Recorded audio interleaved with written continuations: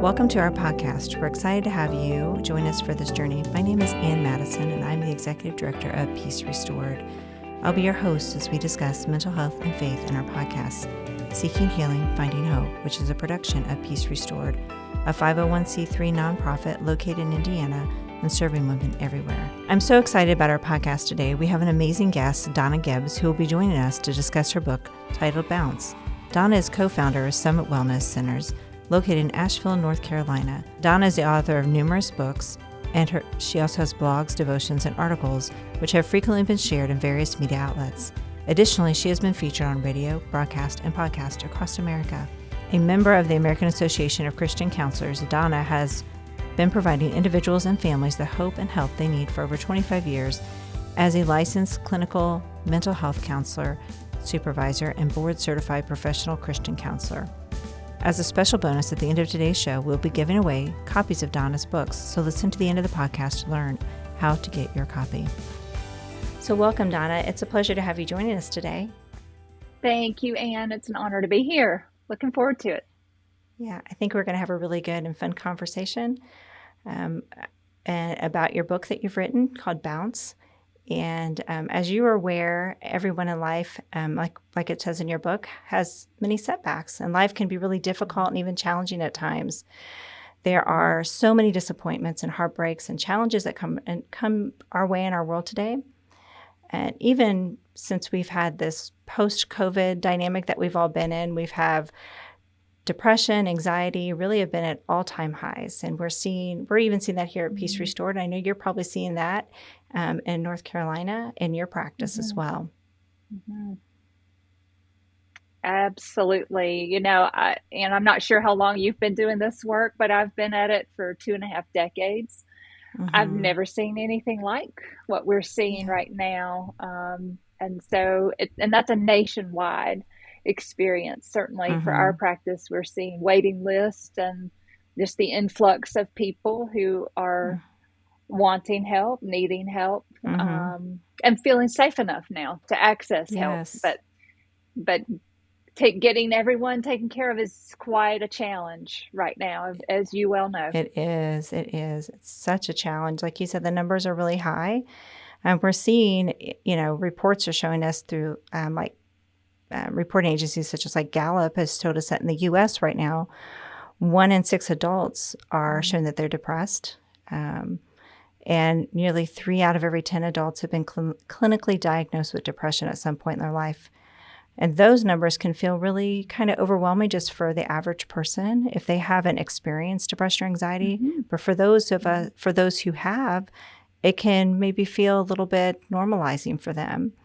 And as you stated, you've really worked with clients over the last couple of decades, working in the area of resiliency and teaching them how to bounce back.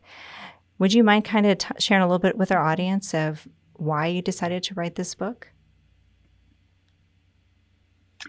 Yeah, well, it's very much related to kind of how we started the conversation and what we're just seeing nationwide. I think of those numbers that you just shared, and really, I think they're a very conservative estimate of what's happening, because really, I think most everyone has experienced some mental health symptoms in these past few years.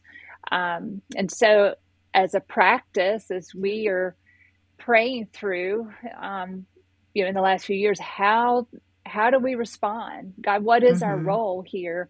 One of the things that I felt God impressing is that we have to adjust how we're doing things and provide resources, just like what you're doing, and with a podcast, resources that will help more than one person at a time. Yes. And so that prayer and God's leading is where this particular resource Bounce was birthed. Wow. That's really amazing. It can be a little intimidating or scary to step out in faith and do those things that feel really big. I imagine this process of writing a book wasn't something that you stepped in lightly. As I was kind of thumbing through the book and reading through it, you have so much content that's rich and deep and goes into so many different areas for people who do struggle or have experienced anxiety or depression. So I love that, like you said, you're trying to create different resources for people to be able to utilize, because not everybody can get into see a mental health professional right now. And those numbers are very staggering. Right, right. Absolutely. Absolutely. Yeah. So Donna, in your book, like I just mentioned, you do cover a wide variety of topics. Can you share with us some of your favorite topics or topics that come up most in your practice?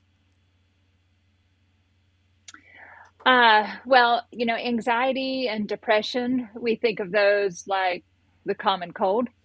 So we Mm-hmm. certainly see that every day in our practice. And there's a lot of that focus in this devotional as well. But if we're just thinking, what are some of the other things that we're seeing every day in our practice? Marriage, lots of marriage counseling because people are wrestling in their relationships. We're seeing lots of eating disorders, Mm-hmm. lots of trauma, transitions of life, sexual addictions or addictions Mm-hmm. otherwise. I mean, we're living in a stressed out world, and Mm-hmm. people are trying to cope. And oftentimes, our way Yeah. of coping actually creates more problems and prevents our Yes. resilience. So these are the kind of things that we're seeing, but these are the kinds of things that people are seeing nationwide. Yes. Yeah, absolutely. It is a nationwide Mm-hmm. epidemic, if you will, of needs in our communities, Right, of needing ways to be able to work right. together, to be able to have. I love that you talk about coping because I think coping is a Mm-hmm. huge skill that we all need to be able to learn more about. And how can we implement coping skills? It's something that we Mm-hmm. spend time teaching our clients about as well.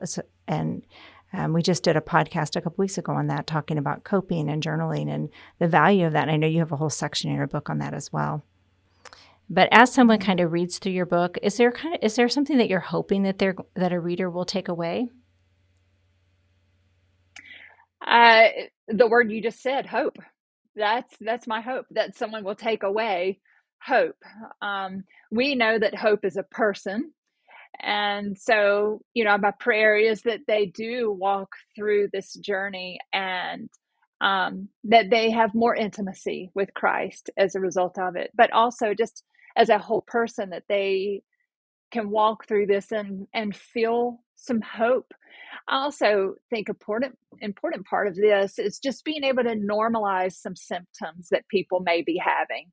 As we think through these last few years, as I said, most everyone has experienced some symptoms, but if they've never had mental health symptoms before in their life, they don't actually always know what that is. They can't necessarily put a name to what they're feeling or experiencing. So that's part of my hope that we can normalize some symptoms. Um, I also think of mental health symptoms oftentimes on a continuum, and so my prayer is that some of their symptoms may turn down as a result of this. Um, and then just that relationship with God, because this is it is a true devotional. And so that spiritual focus is a significant piece of it so that they would be able to grow spiritually. Um, and with the focus being balance and resilience, when I think of a devotional, it creates the opportunity for a rhythm, a daily rhythm, and as I think of it, a rhythm of resilience in this way, because every day is structured such that it provides some tools, it provides some spiritual exploration, it provides some counseling types of questions to be pondering. Some of the contemplative stages at each entry are kind of like the questions that you and I would be asking in the middle of a counseling session. So my prayer is that all of that combined will help a reader develop kind of a rhythm of resilience so that they can better understand their symptoms. They can grab hold of some new tools that they've not experienced before. So Mm-hmm. that's the hope. That is great. I love that your focus is hope. Because, like you said, we all know that there is a person that Mm. provides hope. And without hope, especially I think Oh, in the yeah. last couple of years, many have fallen into a state of, is there hope? Is there something to cling on to? Is there something that we can look forward to? And so hope is powerful. Mm-hmm. Yeah. And then Hmm. and we definitely Yes. also need to be able to normalize, right? Normalize um, our experiences, normalize mental health, and normalize that struggling is part of the world we live in. That's something that we're promised, right? We're promised that we are going to struggle in this world. Hmm. Yes, but see that too is so important because we live in a culture of Mm-hmm. comfort. And Yes. because of that, I mean, so much, if you just think of the economy and what pushes the economy, so much of that is just our comfort. And so when we've lived in that bubble, then when we begin to experience some distress, we don't have very much tolerance for it. So that ends up creating a lot of the struggles that we experience. So being able to normalize not just the symptoms that we might be having in terms of mental health, but also normalizing trials of life, normalizing those circumstances when things don't go exactly like you want, when there is a loss of life, a betrayal in a relationship. We go back to Ecclesiastes, right, with Solomon, who really pretty much laid it out. Hey, there's a time, there's a season for all kinds of things. And those don't just include the wonderful, joyful, happy things that we just want to talk about on social media. Yeah, that's true. The shiny picture that we want to put on social media may be way Hmm. different from what life really is like. And to be able to say it is okay to not be okay. Hmm. Right. Yeah. And I think if there's one thing that many of us have learned over the last couple of years is just what you said, is that life doesn't always go as we expect.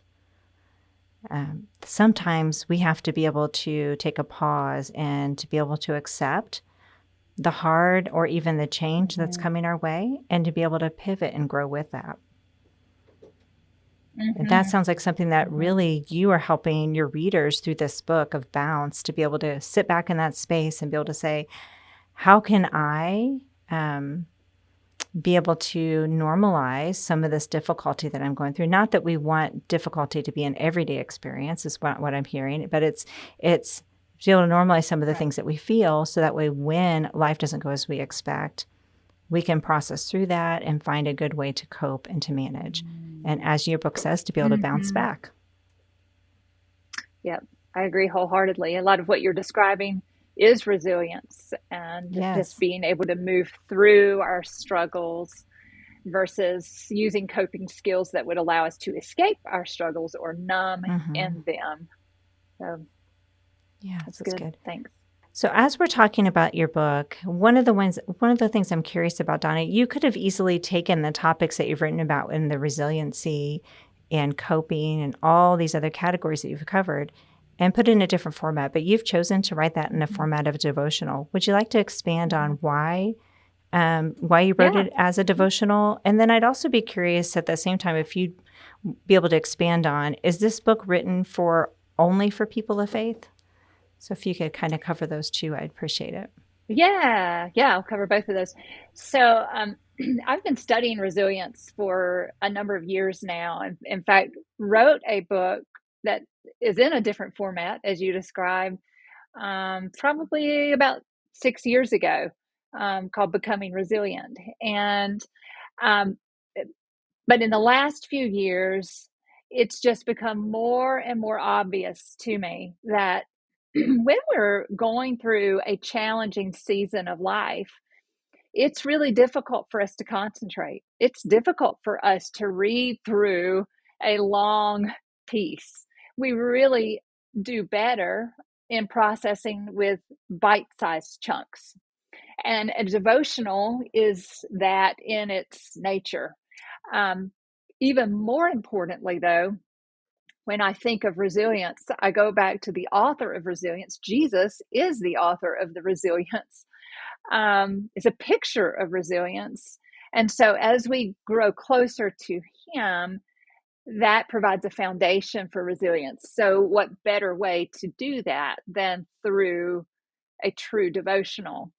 It is a true devotional in a conversational style, but it is different as well because it's very strategic for whole person care, because there is more than just our spiritual growth, we also have to address physical symptoms or emotional symptoms, mental symptoms, and our thoughts, relationships. So it's a whole person approach, but very much a true devotional.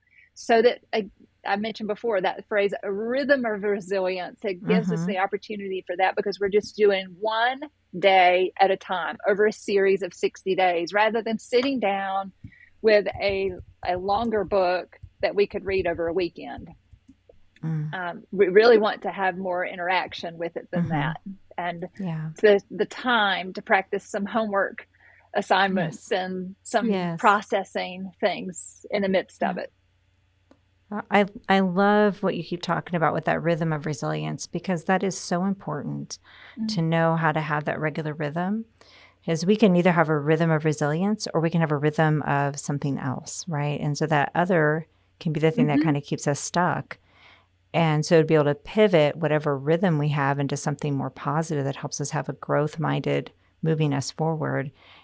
So, and I love that you were able to write this book and use it as like you said, put it in a devotional format, because it does break it down into smaller pieces to where you can really take some time to really think about the different aspects or the different areas that are more personal to each person. Because some topics, I would imagine, as you as a reader is reading through this book, some are going to speak to them in a more profound way than it might speak to someone else.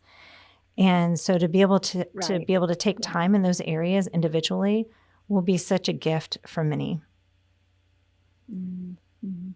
And, Anne, you also asked, and I failed to answer that, but you asked, but is this just for someone of faith? And Mm-hmm. no, it is not. I mean, obviously, with full transparency, it will certainly expose you Yes. to the potential of a relationship with God.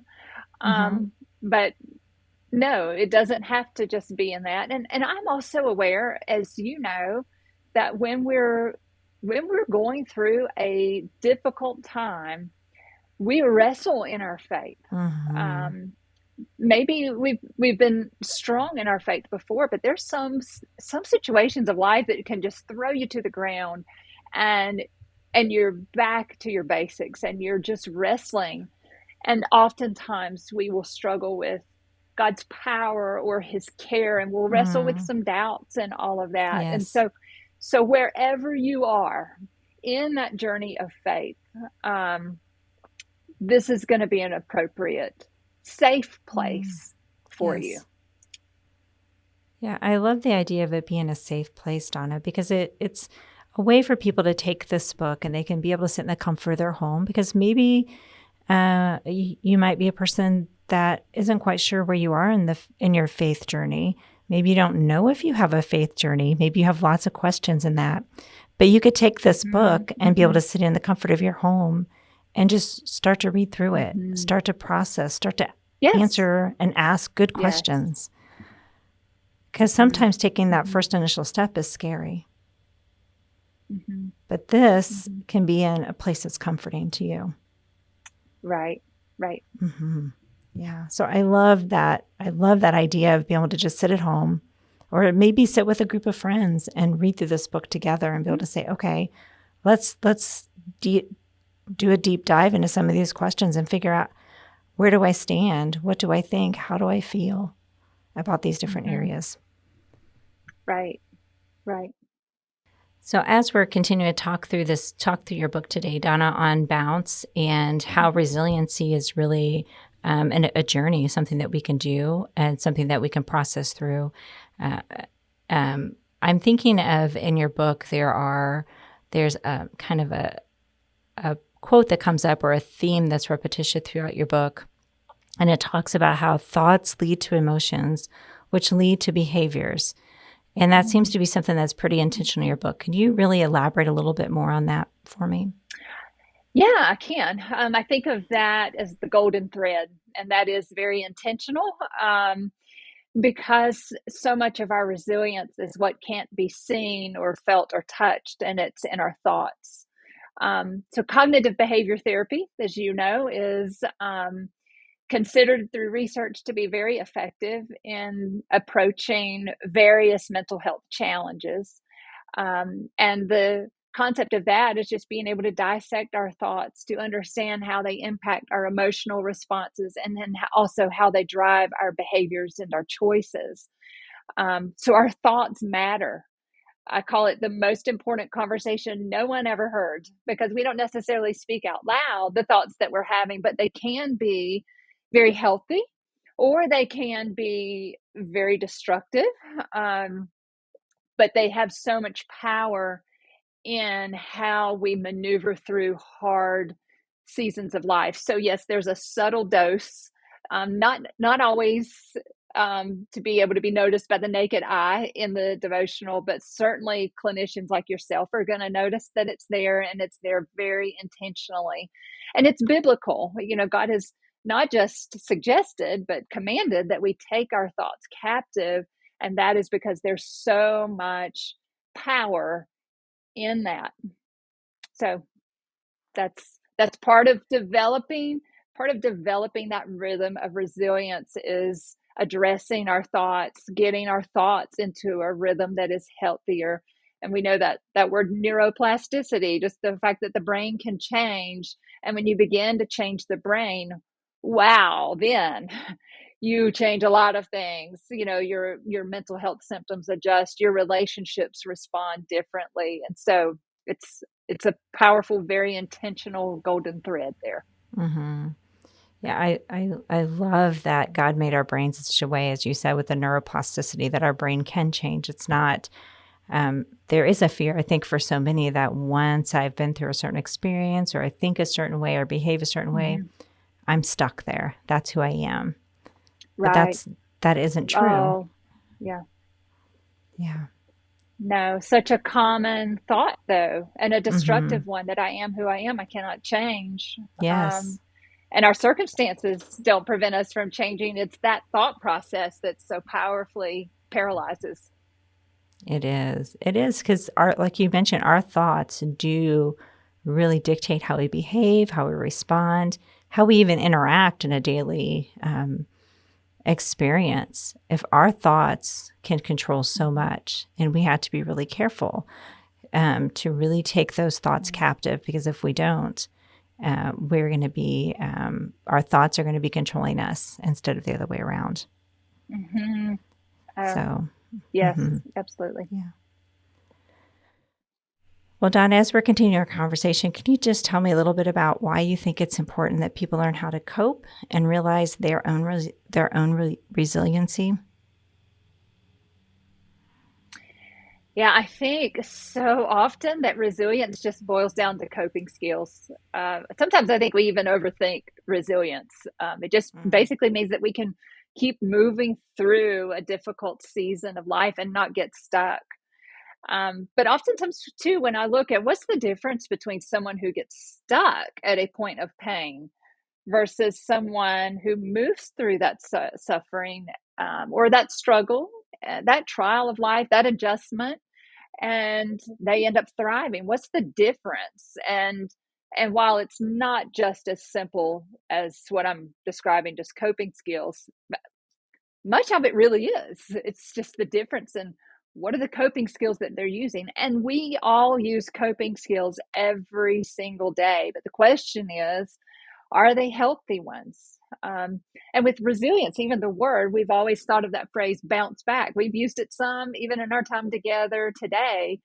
But we used to think of resilience as like you think of a rubber band and it stretches, and then when it snaps back, that's what resilience is, that it can just snap back to the way things were. And I'm just not sure that's a really accurate description of true resilience in the way that we experience it in life. Because there's some things that we encounter, some necessary endings of life, some trials of life, some losses of life, and things aren't going to be the same. They are going to be different. And we grieve much of that. But then in some ways, there's some situations we don't want to bounce back to way things were. That would just take us right back to the where things are. So I think instead of bounce back, I think bounce forward. And rather than a rubber band, I think of a bouncy ball. Like when you think of throwing a bouncy ball to the ground, it it doesn't just bounce back to where it started, it bounces beyond it, almost defying gravity.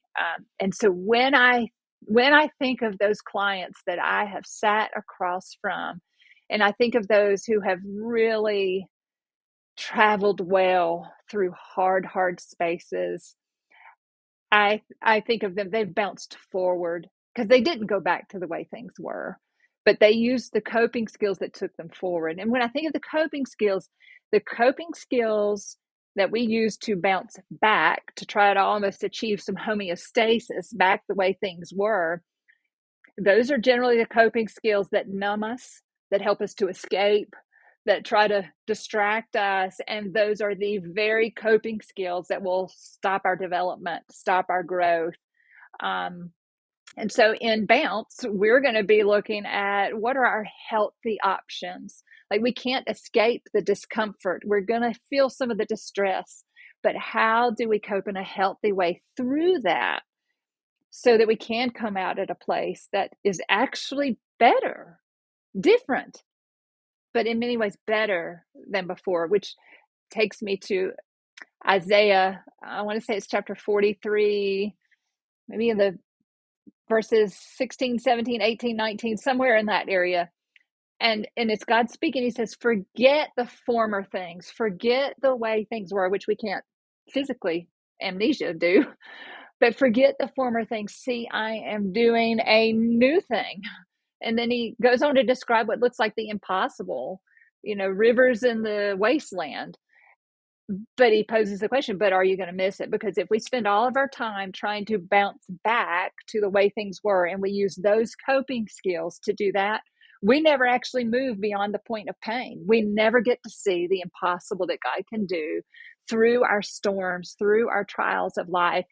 But it's this in-between piece right here where we have to just sit with him in some of the distress, acknowledge some of the pain, feel it, but grow through it to a place that really becomes a beautiful place that only he could take us to. Yeah, that's really good. It was a long answer to your question. No, but I think it was great. It was a really good answer because we do need to be able to, I love the analogy between bouncing back and versus bouncing forward, right? Be able to grow forward, because we do need to be able to grow through our experiences. When we do, that's when we, a lot of times out of our pain is where we have our biggest growth.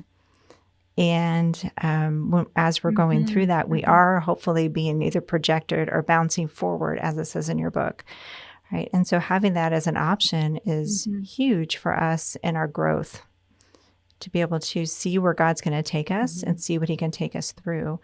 As you were talking, Donna, I was kind of laughing inside of my own self as I was thinking through at what you're talking about with resiliency, and just kind of resiliency also makes me think of perseverance. The reason why I'm laughing through is just thinking about all that you and I have gone through today and preparing for our podcast today, because I know the listeners, when they're going to hear this podcast, they're not going to see all the things that's happened. But we've had to practice our own resiliency today and be able to persevere and to be able to get to the place of doing this podcast, because there's been a lot of, we'll say, behind the scene things that have been fighting against us just to get this done today. And it's taking us much longer than what it normally would just to do the podcast that we're doing today. So I was thinking, man, this is kind of a really good life example that we're walking through live with our audience today.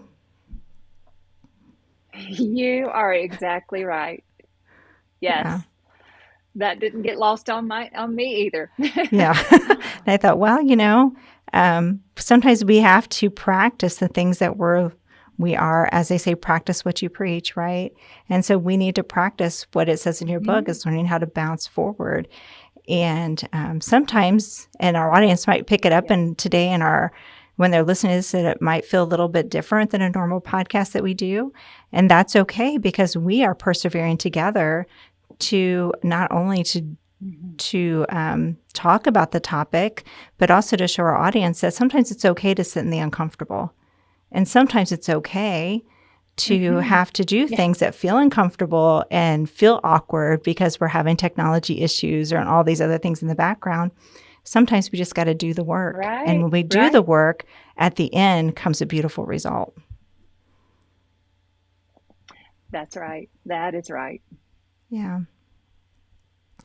So as we're continuing to talk about balance, one of the other things that I'm kind of wondering about that comes up in your book is when someone is having a rough day, maybe a triggering event, or even some uncertainty, and again, as I think about the rough day, I'm thinking about the day we've been having together.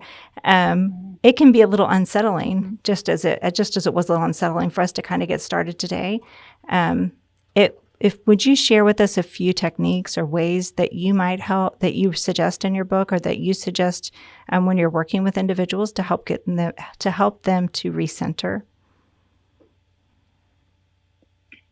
Yeah, I'll share something just really basic. Something really Sure. basic that I used today as we're doing Okay. this, right?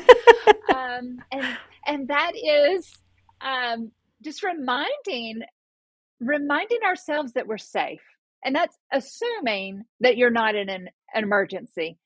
And just asking yourself, am I safe? Am I in an emergency? And that seems like such a ridiculous thing to do, or so just too simple, right? But what happens behind the scenes is so essential, because since we talked about thoughts matter, so when we ask ourselves, am I safe? Or we remind ourselves, I am safe, it sends a message to the body, to the sympathetic nervous system, to calm down, because actually everything's going to be just fine, you know? And so that sends the message into the parasympathetic nervous system that truly does calm down some of the physical symptoms that we may experience if we hit a wall in life, if we face a disappointment in life, or in our case, if we face a situation where we're having to pivot platforms and face all kinds of technology things, and just being able to say, okay, this is this is just life this side of heaven, but I'm safe, this is going to be fine, we'll get there.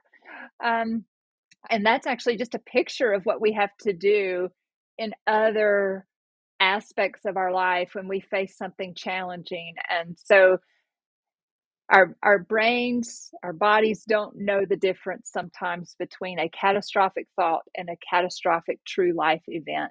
So we have to make sure that our thoughts are aligned with truth and are not hypervigilant in areas where it's not required. And then breathing, such a simple thing. But when we get a little stressed, or when we go through a storm of life, our breathing has a tendency to become shallow, and we don't even realize it. And that's why we say resilience is a whole person experience. And so we want to be aware of our breathing and just taking a deeper breath, not an uncomfortable deep breath, but just making sure we're deep, not the shallow breathing. um, just two simple things there, but they certainly apply to everyday life, just like recording your podcast or whatever some of your listeners might be dealing with right now. Mm-hmm. Yeah, because I love the idea of taking those deep breaths, because when we do that, it forces us to slow down, to go at a slower pace. Mm-hmm. Because often when we're feeling that anxiety, um, we want to move quicker, or we feel like we have to pick up everything or do a lot. That can be the tendency of many, not Mm-hmm. all. And so sometimes just regulating Mm-hmm. our breath can give us that sense of calm, because we're forced to slow down, right? I will say a lot of Mm-hmm. our audience that listens, because of what we deal with here at Peace Restored, is a lot of trauma focused care.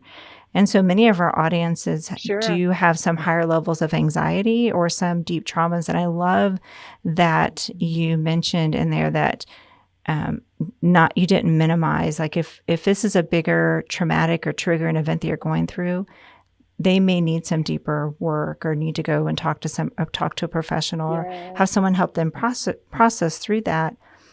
But I do think that there's ways that we can Yes. supplement that care, even if they can't get to that professional.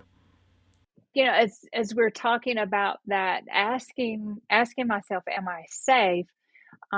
I also, most of my work is in trauma work, working across from people who have experienced unthinkable pain, undeserved tragedy, uh, um, really just horrific situations many times. And so there are triggers. There are sometimes a smell or a song or a place or it's something that you see that triggers something in that deep, deep place in the amygdala and puts you in a state of fight or flight. That is why that tool of asking yourself, am I safe right now? Because maybe that trigger took me to a place where I wasn't safe then, but am I safe right now? And that's important to be reminding ourselves. And I call it, it's a very short window. We call it a 3-second window of sanity. It's a very short window of time to be able to evaluate that. But it's so, so important and grounding, particularly for those who have some history of trauma. Yeah. Yeah, it sounds like just like you, I always like to talk to clients and say, as soon as you begin to feel that feeling, it's time to start recognizing and processing through that and ask those good questions like you're saying, am I safe? It's like you were indicated, a 3-second or really short window of time to be able to start processing through that. We need to do it quickly so we can begin to recalibrate or recenter ourselves so we can be in a place to where we can, from that experience, be able to bounce forward. That's right. That's right. So Donna, as we're continuing to talk, I'm thinking about the person that maybe doesn't struggle with anxiety or depression. Maybe they've been listening to this podcast today and they're like, that's not my story. I don't have any anxiety, depression. I really don't. I feel pretty safe in my world, but maybe they have friends and family members who do. They might feel a little uncertain of how to address that topic with friends or family. It could feel a little challenging, or maybe like it's not their place to do so. What would you suggest of how they might direct someone that is in this situation? Sure. Well, one, some gratitude that they're in a season where they're not experiencing some of these symptoms. But also just normalizing, if they've got a loved one who is, just normalizing how common that is. And always encourage family members or friends that it's okay to talk about it. It's okay to even lean in. Let's not ignore it. It doesn't make it go away. And though it might be a little uncomfortable, we might feel a little rusty even having some of the conversations, just being able to check in. But the check in, it doesn't have to be so intimidating. It can be, hey, can I pray for you today? Hey, would you like to? I mean, this is something like Bounce or some other resource. Would you like to go through this devotional together and we can talk about it? Or how about we go for a walk today? Or you've got a counseling appointment coming up. Would you like me to ride with you? It's just some of that coming alongside. We have this ministry of presence, which sometimes may mean that you just sit beside someone and you don't even say a word. I mean, we go back to Job, who was going through such horror. And the first 7 days that his friends came along, they did not say a word. And that was probably their finest hour, So that ministry of presence, if that's all that you're comfortable with, then do that. Because oftentimes when someone's going through a hard season, people retreat from them because they don't know what to say or what to do. They're afraid of making things worse. But just your presence there means more so than huge. anything. Yeah, it's huge just to be present with someone. And like you said, you don't have to have the right words to say. You don't have to have the right activities, but you just need to be present, because there is power in just being present with someone. Yeah. Well, Donna, it has been such a pleasure to get to know you today and chat with you about your book, Bounce. It's been amazing. I really love the topic of your book and just all the content that we've been talking today. I think it's going to be a wonderful resource for many. Could you tell us before we end today, Donna, where our audience might be able to purchase your books? Sure. Hopefully, by the time this is broadcast, you will be able to find Bounce anywhere books are sold. I Okay. can assure you that you can find it through AACC. That is the American Association of Christian Counselors, for those who might Mhm. not be familiar. And you can find that online at aacc.net/store, and you'll see Bounce as the first resource there. But again, by the time this is Mhm. broadcast, you should be able to find it Mhm. anywhere a book is sold. Donna, thank you so much for joining us today. Thanks for inviting me. It was a joy, and it's great to meet you, Anne. As promised at the top of today's show, we'll be giving away some of Donna's books entitled Bounce. If you'd like to be in the drawing for the book, we'd like you to text the word Bounce in your full name to 317-361-5281. Thank you for joining us today. If you have missed any of the previous podcasts, please check them out on any of our podcast platforms. In the meantime, if you'd like to learn more about us, go to our website at peacerestored.net.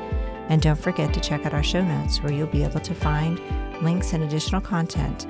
As we wrap up our discussion today, make sure to stay tuned as we will continue to share with you practical ways where you too can seek healing and find hope. Join us on our next podcast where we will continue to discuss mental health and faith. So come back next time for transformation, growth, and power. This is Peace Restored.